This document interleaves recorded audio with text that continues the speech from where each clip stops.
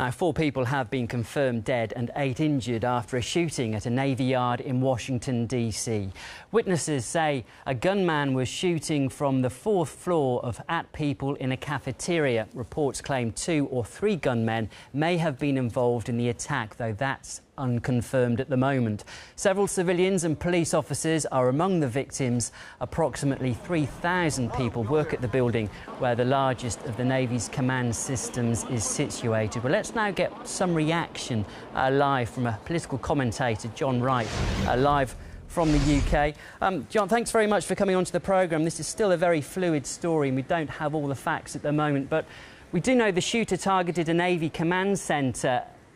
In your opinion, what could be the motives for such an attack?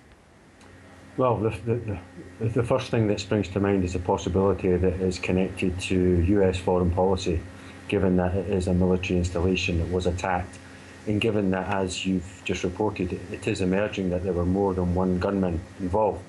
So these will be the questions that will be worrying the government, worrying the authorities, especially the fact that it did take place, as I say, at a military installation, a naval yard, and questions of security will obviously arise. You mentioned the question of security there. Is this a pretty rare event to happen under these circumstances? Well, certainly you would think so. I mean, the US, as we know, has military installations all over the world to an extent never seen since the Roman Empire. So for it to happen, particularly in the heart of the nation's capital, will be particularly worrisome for the authorities and, as I say, the government.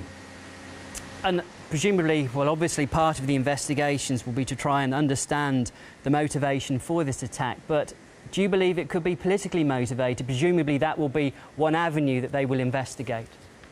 Well, it certainly looks like it at this stage, given, as I say, the target, the fact there was more than one gunman involved, and what we know of US foreign policy, that it has incurred these attacks before. There was a case, it was recently gone through the courts in the US, where a US military officer, I think it was in one of the Marine bases, shot some of his soldiers and officers. This was in advance of the war in Iraq. So there is an element of US foreign policy that springs to mind that could be behind this particular attack. But as you said at the top of your report, it is very fluid, and everything right now is speculation. OK, thank you, John. We have to leave it there. That's political commentator John White, live from the UK. Thank you.